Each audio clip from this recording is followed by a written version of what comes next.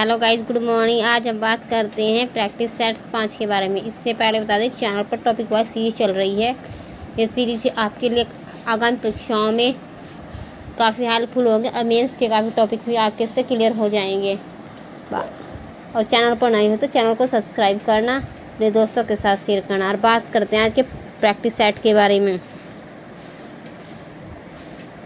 प्रश्न 1 कहता है, निम्नलिखित में से कौन सा निर्णय कहता है कि राज्य विधानमंडल की राय बाध्यकारी नहीं होती जब संसद राज्य की सीमाओं में परिवर्तन करती है? तो इसका right answer option number C, Babulal Marathe मामले में। क्वेश्चन नंबर 2 की बात करते हैं। सूची 1 को सूची 2 से सुमेलित कीजिए। गौतम बुद्ध के जीवन से संबंधित सूची 1 दी गई है, सूची 2 घटनाओं का क्रम दिया गया है और हमें बताना है कि उसे क्या कहा गया है। हमें पता है कि ज्ञान प्राप्त करने की घटना क्या थी, धर्म परिवर्तन। प्रथम उपदेश देने की घटना थी सारनाथ। तो ग्रह त्याग की घटना हो जाएगी महाअभिनिष्क्रमण, महाभिनिष्क्रमण ग्रह त्याग करने की घटना हो जाएगी। और मृत्यु की घटना हो जाएगी महापरिनिर्वाण। Right answer option number A. Question number 3 की बात करते हैं। किस बौद्ध संगति में गौतम बुद्ध के उपदेशों को सुत्त पिटक एवं विनय पिटक में संकलित किया गया है? तो इसका राइट आंसर ऑप्शन नंबर ए। बात करते हैं क्वेश्चन नंबर 4 है कि चैडविक ने न्यूट्रॉन की खोज करने के लिए किस धातु पर अल्फा कणों की खोज की थी? हमें बताना है किस धातु पर अल्फा कणों की खोज की थी न्यूट्रॉन ने। तो इसका राइट आंसर ऑप्शन नंबर ए, बेरिलियम। क्वेश्चन नंबर 5 की बात करते हैं। रदरफोर्ड का परमाणु मॉडल में प्रकीर्णन प्रयोग में अल्फा कणों को किस धातु की पन्नी से टकराया गया था? तो इसका राइट आंसर ऑप्शन नंबर ए, सोने की पन्नी से। क्वेश्चन नंबर 6, निम्न में से वन्य जीव संरक्षण अधिनियम को कब लागू किया गया था? तो इसका right answer option number D. Number 7 की बात करते हैं। निम्न में से दिए गए कथनों पर विचार कीजिए। कथन 1 है कि IUCN की स्थापना 1948 में की गई, सही है। कथन 2 कि IUCN संस्था द्वारा संकटापन्न जीवों के लिए रेड डाटा बुक जारी करता है, सही है। कथन 3 है कि रेड डाटा लिस्ट में प्रजातियों को उनकी स्थिति के अनुसार कुल 9 श्रेणियों में रखा गया है। तो इसका राइट आंसर हो जाएगा ऑप्शन नंबर डी, तीनों कथन सही हैं। क्वेश्चन नंबर 8 है कि निम्न में से कौन सा सही सुमेलित नहीं है? हमें पता है कि प्रोजेक्ट एलिफेंट 1992 में शुरू हुआ था। प्रोजेक्ट टाइगर 1972 में शुरू हुआ था। गैंडा परियोजना 1987, मगरमच्छ संरक्षण 1975। तो इसका right answer option number B, जो सही सुमेलित नहीं है, इसमें नई शब्द छूटा हुआ था। अब क्वेश्चन बिल्कुल सही है, तो इसका राइट आंसर हो जाएगा option number B. Question number 10 की बात करते हैं।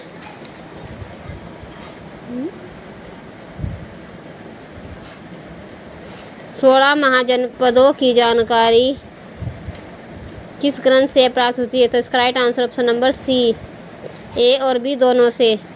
भगवती सूत्र और अंगुत्तर निकाय बौद्ध ग्रंथ और जैन ग्रंथ दोनों से होती हैं। क्वेश्चन नंबर 11 है, कौन सा शासक रथ मूसल तथा मां शिलाकंटक 2 शास्त्रों का प्रयोग करता था? तो right answer option number C, Ajatashatru. Question number 12 की बात करते हैं। कथन 1 और कथन 2 दिए गए हैं। कथन 1 कि चंद्रगुप्त मौर्य भारत का पहला सम्राट था जिसने एक विशाल साम्राज्य की स्थापना की। चाणक्य का सपना था कि भारत को अखंड भारत बनाया जाए और उसी सपने को चंद्रगुप्त मौर्य ने पूरा किया था। कारण आर्य चंद्रगुप्त मौर्य को यूनानी राजा दूत मेगनस्ती ने इंडिका में क्रूर शासक कहा है। कारण गलत है क्योंकि मैग्नेसी ने इंडिका में एक व्यवस्थित सुसंगठित शासक बताया है।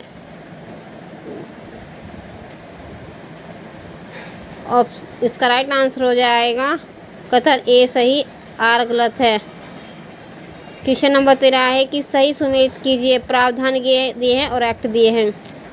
1773 का एक्ट था।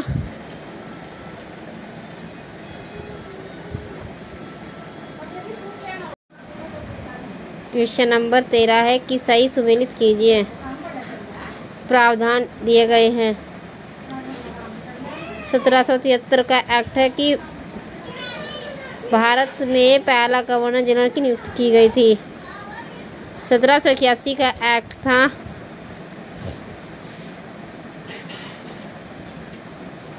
स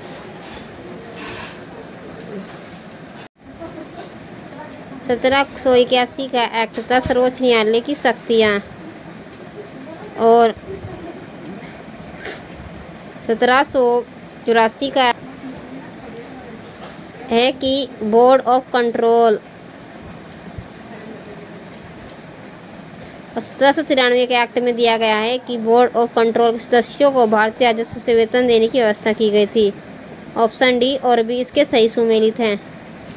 क्वेश्चन नंबर 14 की बात करते हैं।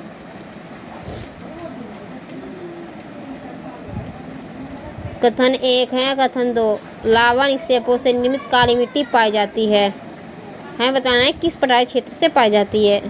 कथन 2 कि से चंबल और बेतवा नदी भी निकलती है। तो इसका right answer option number B, Malwa के पठार से ही लावा निक्षेपों से काली मिट्टी बनती है। क्वेश्चन 15 के उत्तर भारत को दक्षिण भारत से कौन सी पर्वतमाला अलग करती है। तो इसका right answer option number A, Vindhyachal पर्वत। क्वेश्चन नंबर 16 दिया गया है कि दामोदर नदी बेसिन किस खनिज भंडार के लिए प्रसिद्ध है। तो इसका राइट आंसर ऑप्शन नंबर ए, कोयला के लिए। क्वेश्चन नंबर 17 है कि कौन सी नदी भारत की कौन सी नदी को जैविक मरुस्थल घोषित किया गया है। तो इसका right answer option number C, स्वर्ण नदी को। यह इतनी प्रदूषित हो चुकी है कि इसमें कोई भी जलीय जीव नहीं पाया जाता, इसीलिए इसे जैविक नदी घोषित किया गया है। 18वां क्वेश्चन है कि पूर्वी घाट की सबसे ऊंची पर्वत चोटी कौन सी है। तो इसका right answer option number B, Mahendragiri Orissa में स्थित है। क्वेश्चन नंबर 19 है कि प्रशांत महासागर से कौन सी जलधारा नहीं है।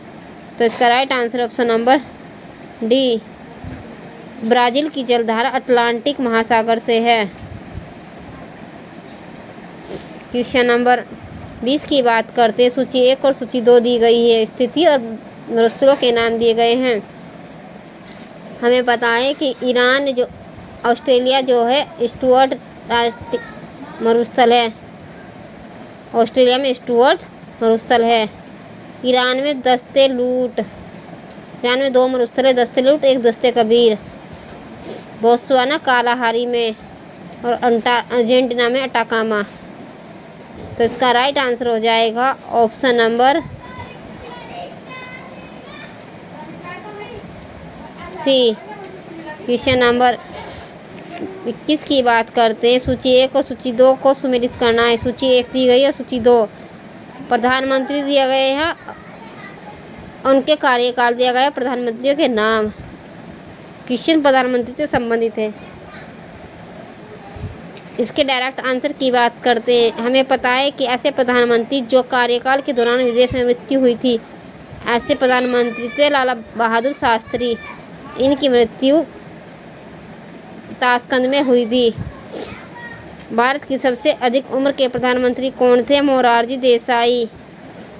भारत के सबसे कम उम्र के युवा मंत्री रहे प्रधानमंत्री रहे राजीव गांधी।